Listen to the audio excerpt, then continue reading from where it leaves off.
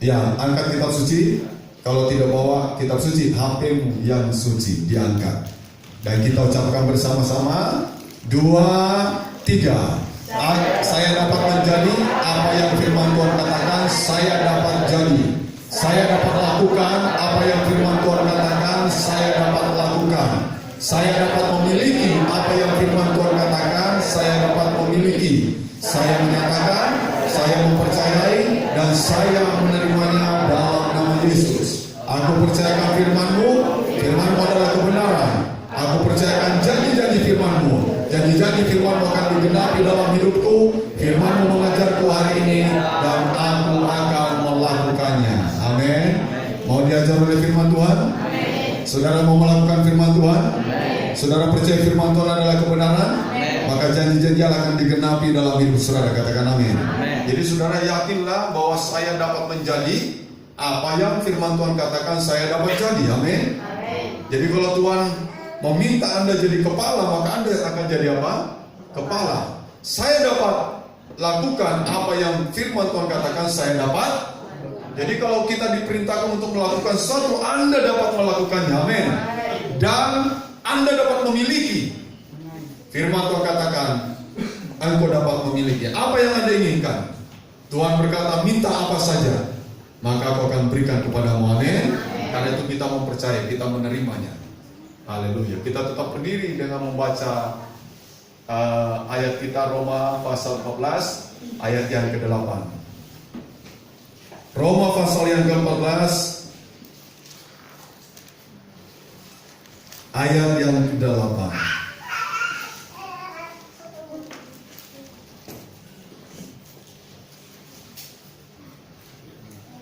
Ya. Mari kita ucapkan bersama-sama.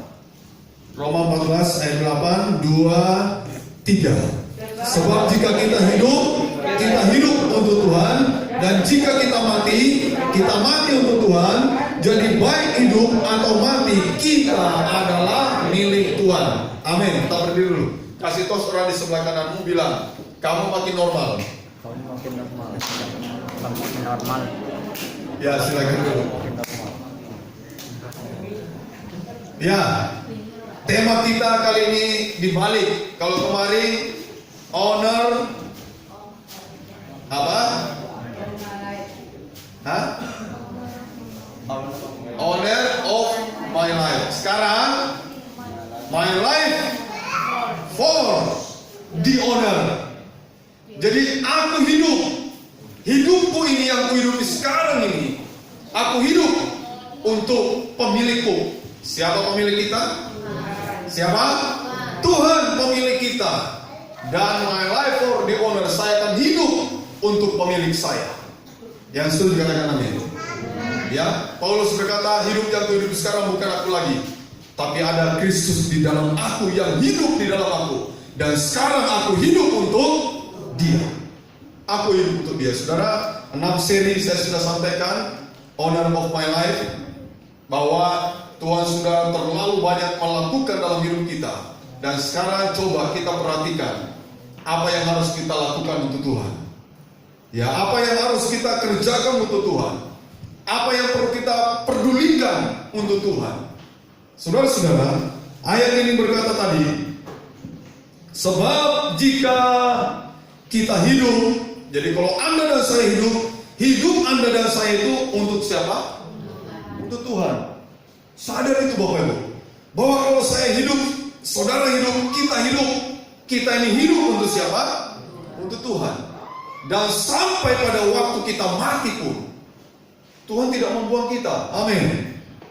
Ya, Tuhan tidak membuang saudara dan saya. Waktu kita mati pun, ayat ini berkata kita mati juga untuk Tuhan. Karena itu nanti Dia persilahkan pemilik sorga, owner of the heaven itu tadi, Dia akan mempersilahkan Anda.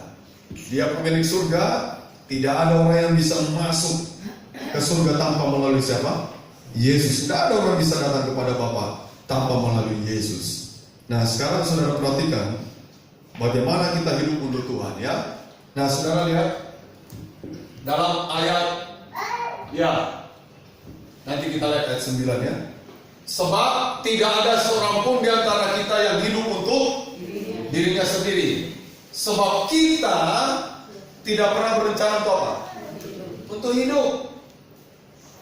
Anda dan saya tidak pernah punya rencana untuk hidup. Adam dan Hawa, bahkan kita semua tidak pernah berencana apa?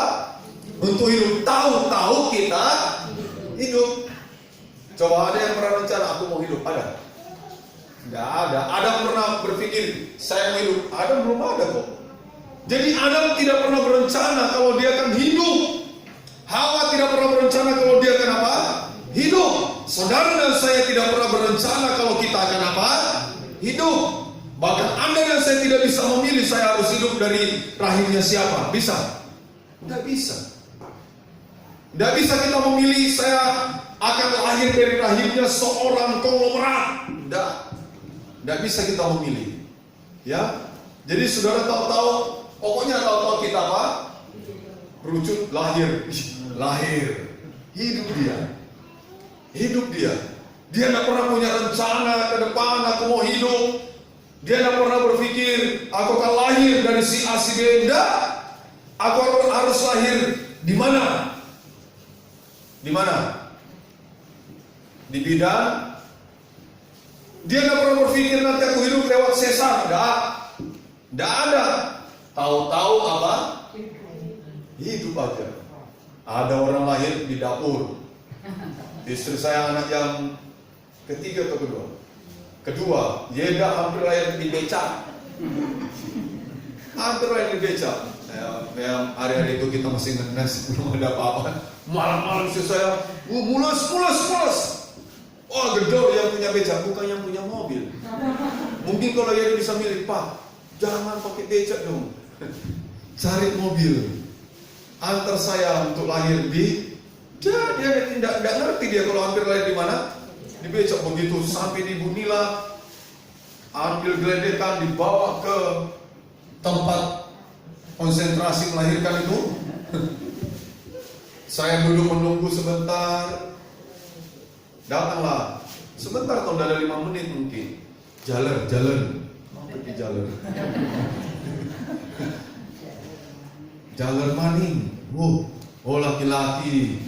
Wah, lahir itu Yeda. Makanya Yeda senang jalan-jalan. Lahirnya jalan-jalan di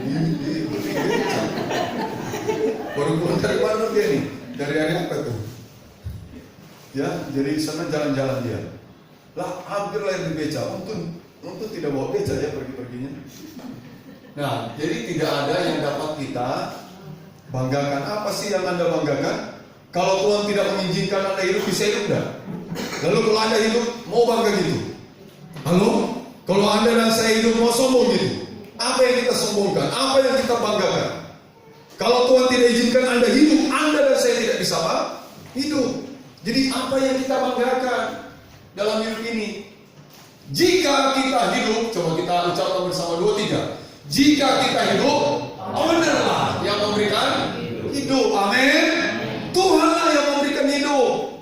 Tuhan izinkan anak ini lahir. Ini lagi. Luar biasa. Super ini. Dasar ini ya. Ini kecilnya mau kayak ini kan. Kalau itu kayak itu tuh antum banget satunya tuh. Nah, kayak papanya tuh. Ya. Jadi saudara, owner adalah pemilih hidup kita dan kita hidup untuk pemilik hidup kita. Katakan amin. Ya, jadi owner lah pemilik hidupku. Owner lah pemilik hidupmu. Dan Anda dan saya hidup untuk pemilik hidup kita. Amin. Kita belajar. Yang pertama kita perhatikan ayat 9. Coba baca ayat 9. Bersama-sama kita ucapkan ayat 9. Mulai. Sebab untuk itulah Kristus telah mati dan hidup kembali supaya apa?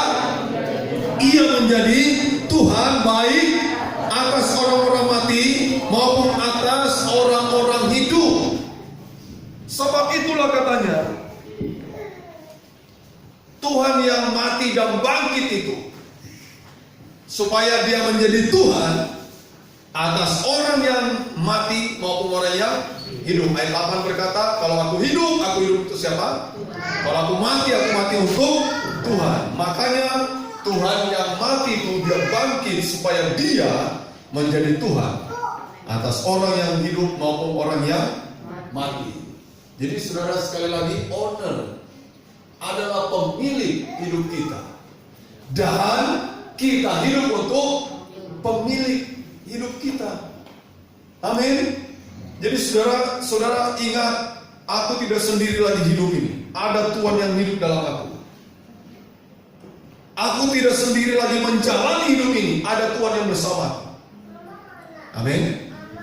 Aku tidak sendiri menghadapi pergumulan hidup ini. Ada Tuhan bersama aku. Karena itu Tuhan berulang kali, jangan takut Petrus.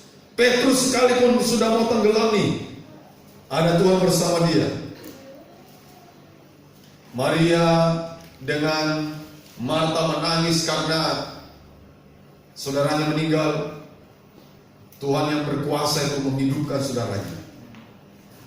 Tuhan yang berkuasa juga bekerja dalam hidupmu dan hidupku. Amin. Jikalau dia berkehendak, maka terjadilah semuanya. Apa yang dia ucapkan pasti terjadi. Perkataannya perkataan yang penuh kuasa. Ketika dia berkata kepada pohon ara yang tidak berbuah itu, mulai sekarang kau tidak berbuah lagi. Mati dah itu pohon. Mati itu. Bayangkan kalau dia berkata kepada kita, hari ini aku berkati engkau. Amin. Amin. Maka engkau akan diberkati.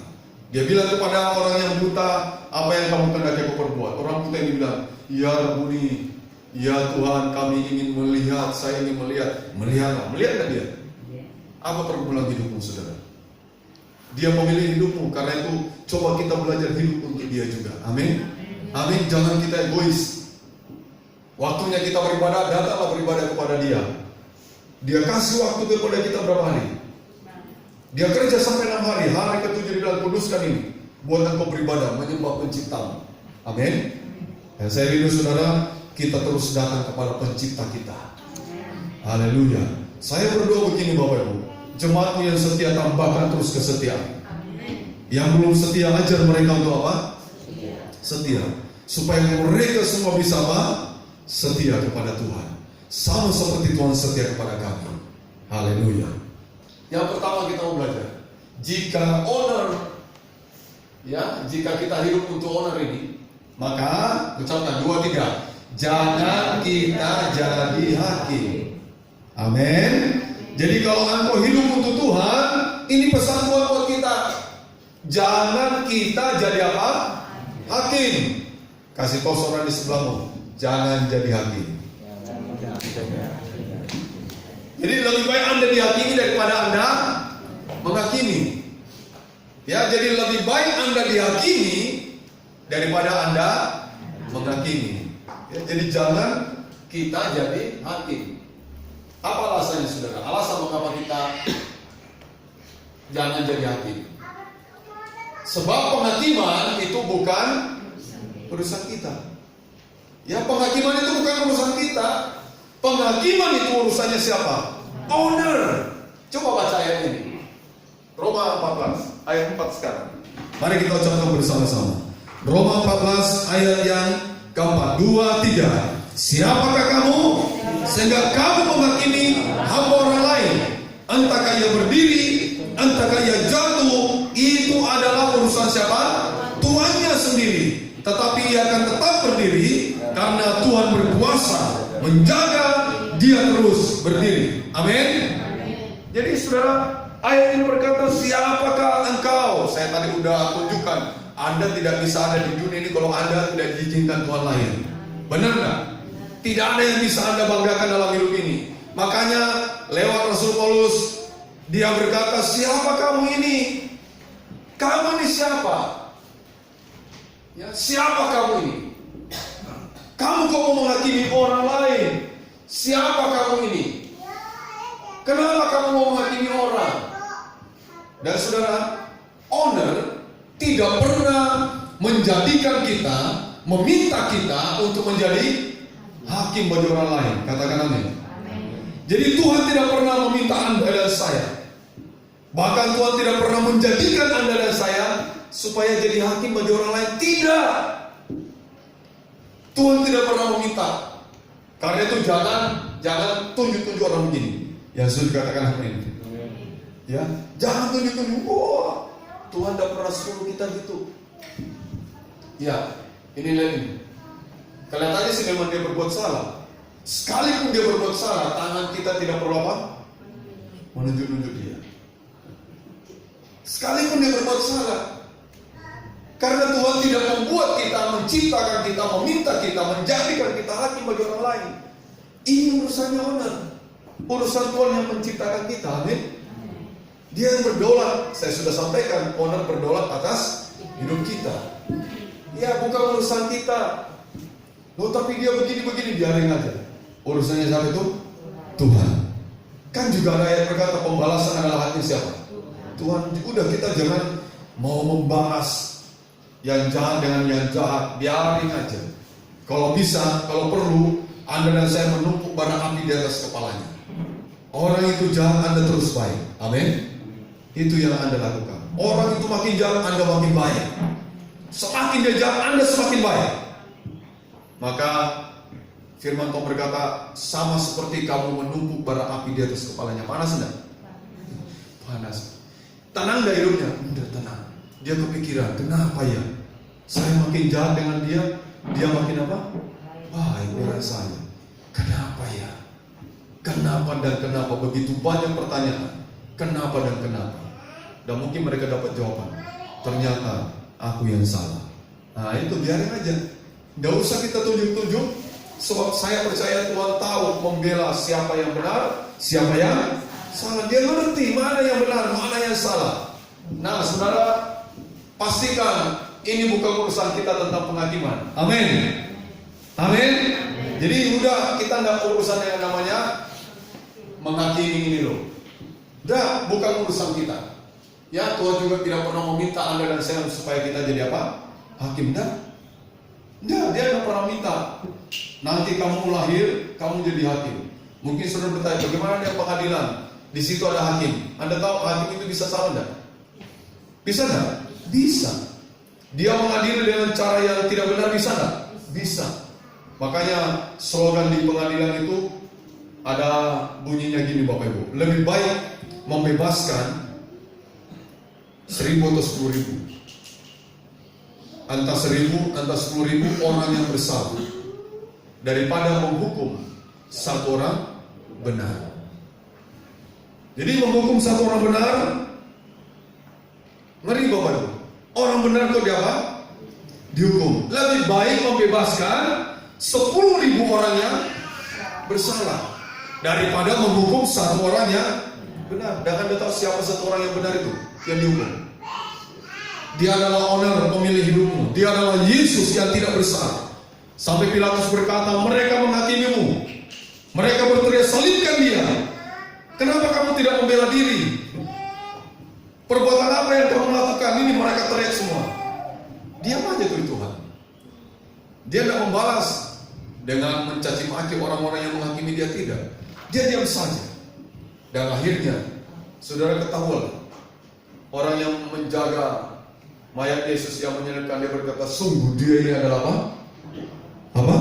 Anak Allah. Benar, dia ini anak Allah. Dia ini Mesias. Dia ini Tuhan. Jadi kebenaran nanti akan berbicara. Ya, orang bisa salah, tapi Anda juga bisa salah. Kita semua bisa salah. Dan ini bukan urusan kita. Kalau ada orang yang bersalah, biarkan aja. Kita menasihati, bukan menghakimi. Amin. Kita nasihati, kita berikan mungkin solusi-solusi, tapi bukan untuk menjudge. Makanya kamu tuh loh, kita hakimi. Kamu sih kurang ini. Saya tuh kadang-kadang kasihan juga saudara.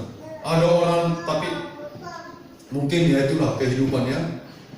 Ada orang dalam kesulitan, misalnya membangun gereja, dia bikin proposal. Dia datang kepada pendeta. Ada pendeta dengan luar biasa berkata, ini pakai ini bangun. Oh, bisa nggak nih pakai ini bangun gereja? Dengkul. Maksudnya pendeta berkata doa. Benar nggak? Benar. Tapi yang dibutuhkan saat ini adalah apa? Bahan bangunan. Dan saya percaya orang yang datang itu bawa proposal, pasti dia juga sudah apa? Berdoa. Dia udah berdoa. Nah sekarang apa yang ada padamu? Ketika diminta itu mau tidak diberikan, itu persoalannya aja. Ya enak sekali kita ngajari orang kan begitu. Kadang-kadang juga ada lagi orang karena jemaatnya banyak, mungkin dia tanya, jemaatmu berapa? Sekian. Wah kamu berarti, ya itu loh. Kamu berarti, saya mau tanya, siapa pendeta yang tidak kepingin jemaatnya banyak? Ada enggak? Enggak ada, semua kepingin apa? Jemaatnya banyak. Enggak ada yang mau ngenes, ada? Enggak ada. Kalau bisa langsung banyak gitu. Tapi ya itu kehidupan. Tuhan izinkan kita melayani, mungkin dipercayakan seperti Daud dipercayakan 2-3 ekor domba itu. Tapi pada akhirnya Daud jadi apa? Raja. Sama mungkin kami dipercayakan 2-3 orang digembalakan. Pada akhirnya pekerjaan Tuhan mengalami apa? Perkembangan. Tuhan yang memberikan pertumbuhan dalam pekerjaan Tuhan. Jangan menghakimi. Kalau Anda tahu ada orang bersalah, berdosa, yang Anda lakukan paling bagus adalah mendoakan. Amin. Amin. Oh, kita doakan aja orang itu supaya orang itu mengalami perubahan. Ya, kita doakan supaya bisa mengalami perubahan. Jadi jangan dia apa? Orang itu, orang berdosa itu seperti jatuh dari tangga loh. Dia sudah jatuh dari apa? Tangga. Anda jangan datang lagi bawa anjing lalu lepas anjingnya. Dicokot dia sama anjing. Waduh. Udah gitu Anda tinggalin. Wah, tetel doa sudah digigit sama anjing. Dia udah jatuh dari tangga, tidak bisa berbuat apa-apa. Anda datang lepas anjingnya anjing itu lagi bulldog. Sekali gigit gimana tuh? Wajahnya aja seram banget. Enggak. Kalau ada orang yang terjatuh di dalam dosa mungkin membuat kesalahan, kalau Anda tahu, doakan orang itu. Berulang kali saya juga mendengar ada rekan dalam kesalahan, ya kami doakan. Saya berdoa, dia tidak ngerti mungkin saya doakan. Karena doa itu pekerjaan yang tersembunyi yang tidak perlu dipamer. Benar tidak? Tuhan bilang masuk dalam kamarmu, berdoa di sana, men. Berdoa, dan disitulah tempat pribadi kita bersama Tuhan. Di kamar itu mau bercakap-cakap dengan Dia, bukan di sudut jalan. Yang suka berdoa di sudut jalan siapa? Orang Farisi. Bukan. Tuhan bilang masuk di situ. Di tempat yang hening, dia pergi ke bukit doa. Di taman Getsemani dia berdoa. Dia lihat anak-anak buahnya lagi ngapain? Tidur.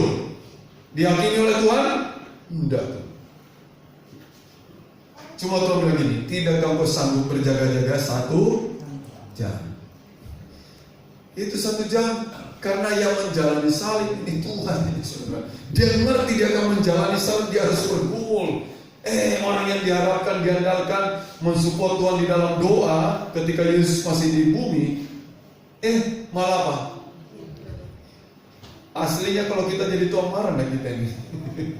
Kalau kita jadi majikan, coba majikan di dunia ini, saudara. Setengah mati kerja, anak banyak ungkang kaki, turu atau paling tidak HP-an. Senang gak bosnya itu? Halo? Waduh, bosnya kerja, anak buahnya WA-an terus atau main game online. Kira-kira senang gak bosnya? Apa yang dilakukan bosnya? Hari ini berhenti kamu. Berhenti aja. Wah, ya itu yang pernah terjadi.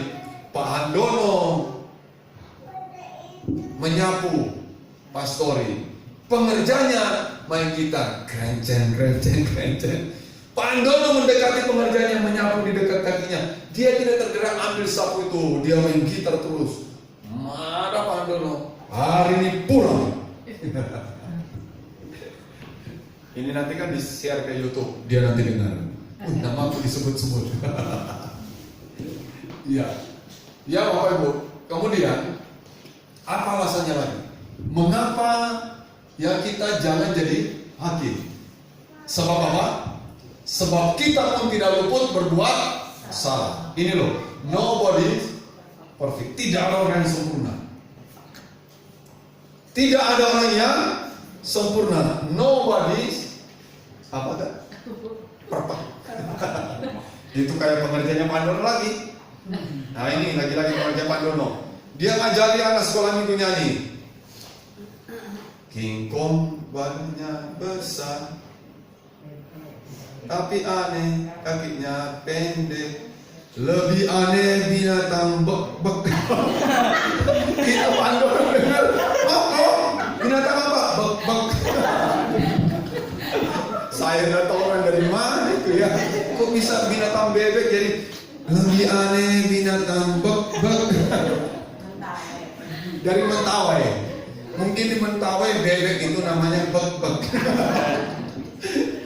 Ya, benar, nanti tanya aja, klarifikasi aja, tanya Pandun. Terus ada lagi lagu tentang satu-satunya. Satu perkara. Ya. Nyanyi dia. Satu perkara. Harus ya? Iya. Terus Pandu bilang banyak, dia tetap nyanyi satu perkara. Ini dia sakar, diajari banyak perkara, dia tetap nyanyi satu perkara. Ini gara-gara binatang bek-bek. Binatang bek-bek, saya binatang apa itu ya? Ternyata bebek sudah bek-bek. Ya, alasannya sebab kita pun tidak luput dari berbuat salah. Yang tidak pernah salah angkat tangan. Memperbaiki belangkong, saudara. Bagus memperbaiki belangkong maksudnya ya. Jadi memperbaiki belangkong. Yang tidak pernah salah angkat tangan. Nggak ada kan? Semua bersalah. Kalau tahu gitu kita semua bersalah, jangan apa? Jangan apa? Jangan jadi hakim. Kita juga bersalah. Amin. Jadi kalau semua bersalah, janganlah jadi hakim, sebab kita juga bersalah. Nah, saudara, Roma 2 ayat 1. Coba baca Roma 2 ayat 1. Roma 2 ayat yang pertama.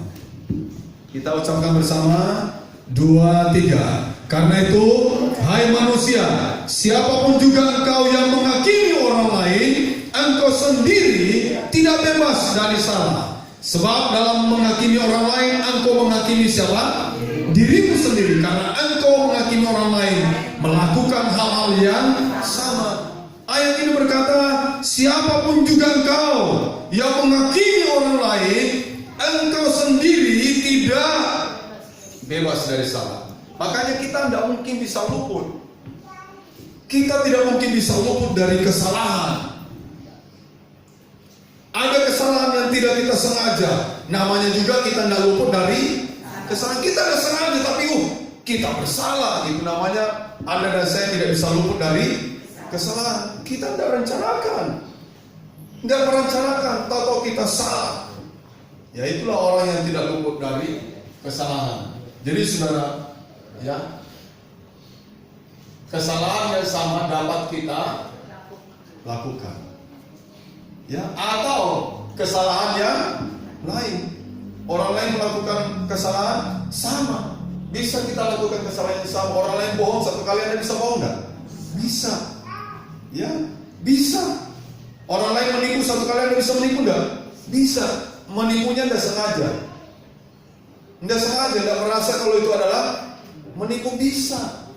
Makanya jangan kita jadi hakim, karena Tuhan memang tidak pernah meminta Anda dan saya jadi hakim. Tuhan tahu siapa dirimu, Dia ngerti siapa kita ini orang yang tidak apa? Perfect, bukan perfect, ya. Ya, jadi kita ini bukan orang yang sempurna.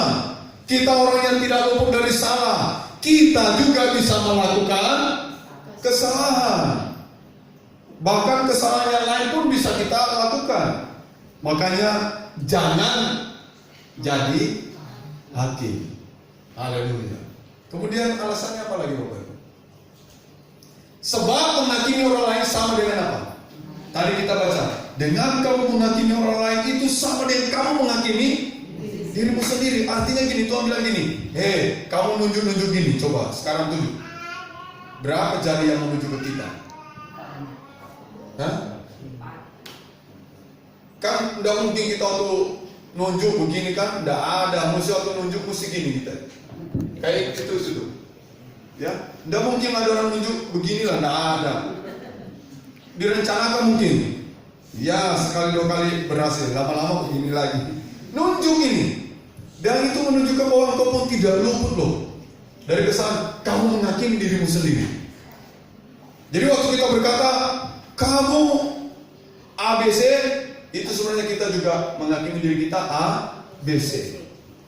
Ya, jadi saudara, sekali lagi Bapak Ibu, Tuhan tidak ingin kita menjadi hakim bagi orang lain. Tuhan tidak pernah membuat Anda menjadikan Anda hakim. Tidak. Karena itu saudara ini, mari kita ucapkan 2, 3. Berhentilah menghakimi. Stop menjadi hakim supaya engkau tidak. Amin. Dan saya yakin Anda tidak mau dihakimi kan? Amin. Tidak mau kita dihakimi. Karena itu berhentilah menghakimi. Stop jadi hakim supaya kita juga tidak dihakimi. Saudara, banyak orang tidak bisa melihat gajah di depan mata. Gajah loh tidak nampak di depan mata. Gajah gede enggak? Gede banget. Enggak kelihatan di depan matanya. Tapi dia bisa melihat semut di seberang sungai. Semut kecil enggak? Kecil banget. Tapi saya heran, semut bisa kelihatan yang ada di seberang sungai. Sedangkan gajah yang di depan mata tidak bisa kelihatan. Haleluya. Jadi jangan dibalik ya. Gajah di depan mata harusnya nampak banget. Nggak usah kita dibilangin udah kelihatan sendiri tuh gajahnya. Dan semut, walaupun kita dibilangin kita tetap tidak tahu ada semut tidak di sana. Artinya kita tidak peduli.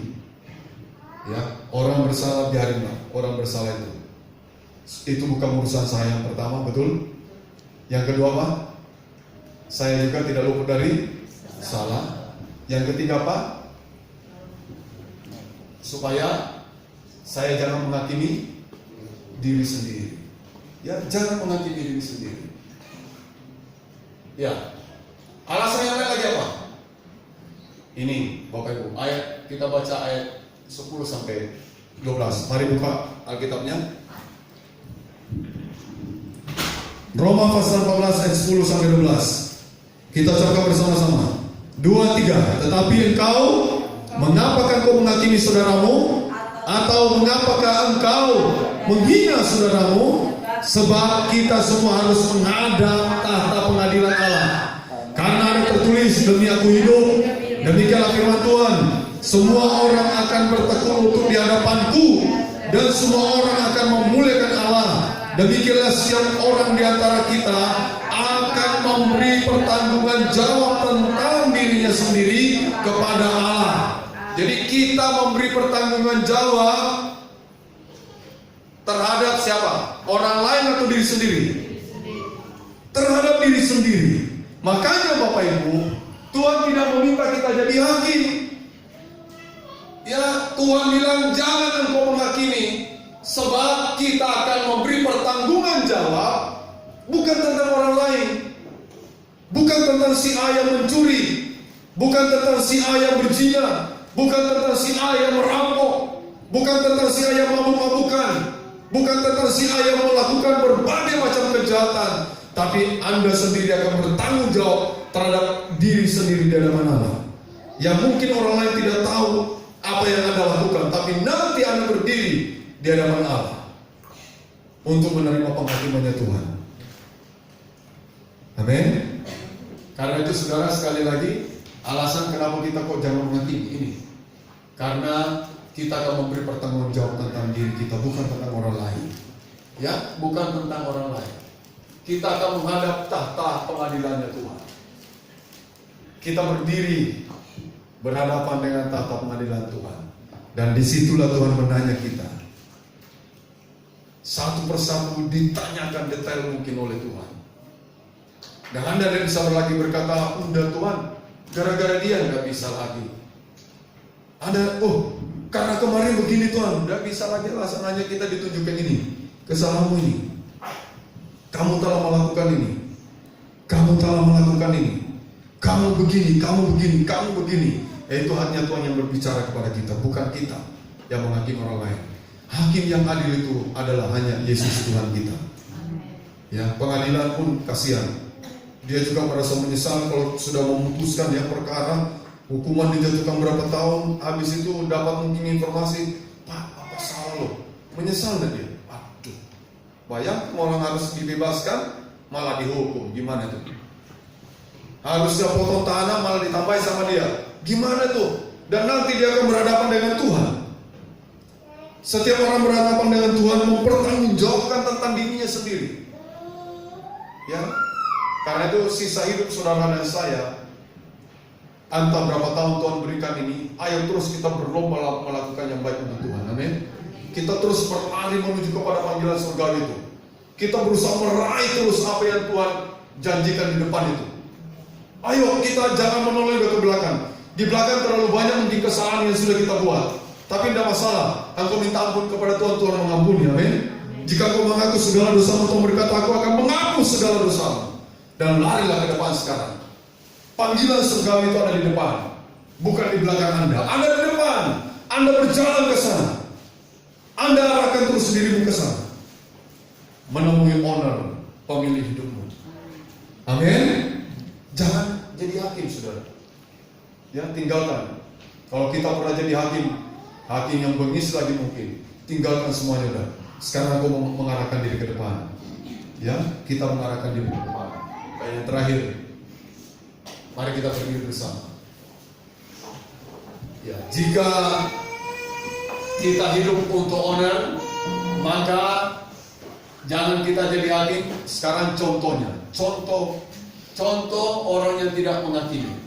Kita baca Roma 14 ayat 1-3. Mari kita baca Roma 14 ayat 1 dan 3. Ini contoh orang yang tidak menghakimi.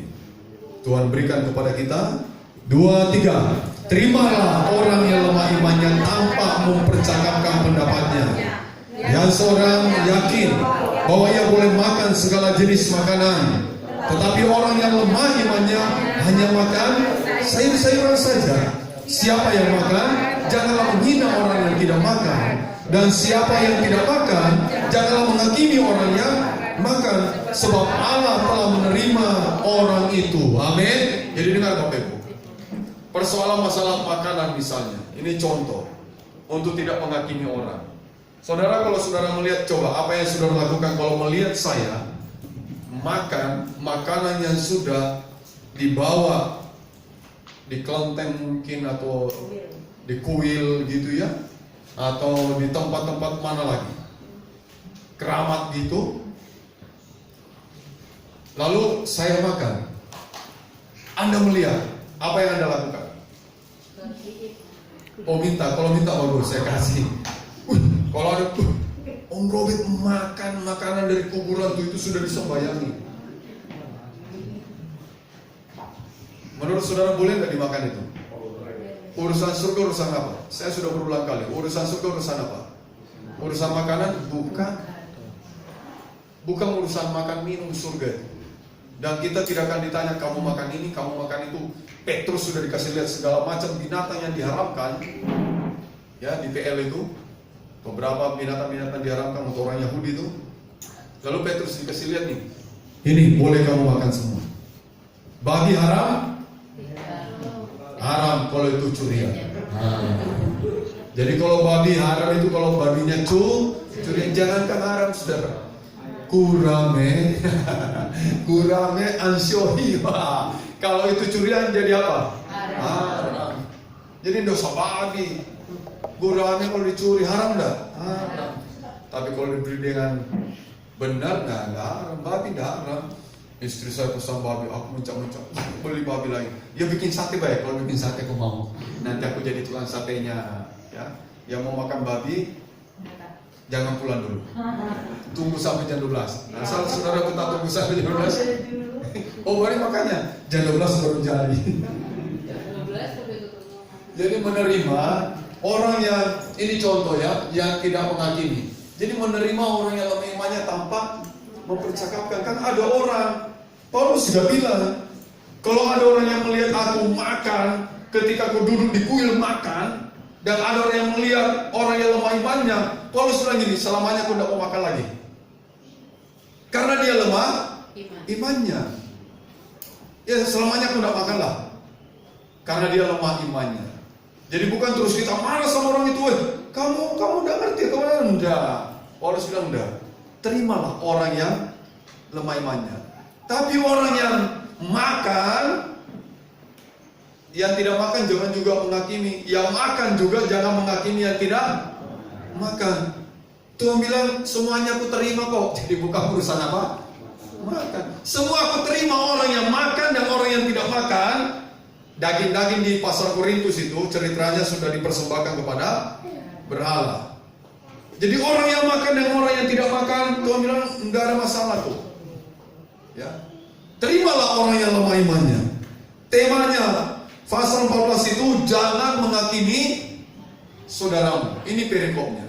Dan Tuhan mau kalau kita hidup untuk honor kita. Ya, kita hidup untuk honor kita. Dan honor bilang gini, jangan menghakimi ya. Dan katakan, yes. Amin. Yes. Jangan menghakimi. Berhentilah menghakimi. Stop.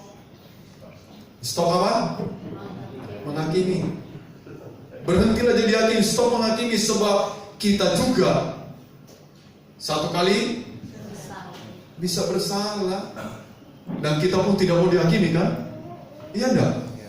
Di mana itu orang yang membawa perempuan berzina itu? Kata Yesus, di mana mereka semua? Pergi satu-satu. Yang tadinya mereka mau melempari batu wanita yang kedapatan berzina ini. Tapi Tuhan bilang, kalau kamu di antara kamu tidak ada yang bersalah, kamu dulunya lempari batu, nanti kata Yesus aku menyusul melempari dia batu. Saudara tahu, satu persatu mereka pergi. Kenapa? Karena mereka sadar mereka juga bukan orang yang sempurna. Mereka juga orang yang apa? Pembuat dosa. Jangan-jangan di antara mereka ada yang berhubungan dengan pelacur ini. Dan mereka pergi satu-satu. Dan Yesus berkata kepada wanita ini, aku juga tidak menghukummu. Lihat itu Tuhan kita, dia mencintai orang berdosa. Amin. Dia angkat berdiri, jangan. Pesannya gini, jangan berbuat lagi. Amin. Amin. Saudara tinggalkan yang di belakang kita. Segala masa lalu kita yang ada di belakang, yang mungkin tidak menyenangkan, dosa segala macam tinggalkan, arahkan depan. Di depan ada panggilan surga buat kita. Tuhan Yesus memberkati kita. Saya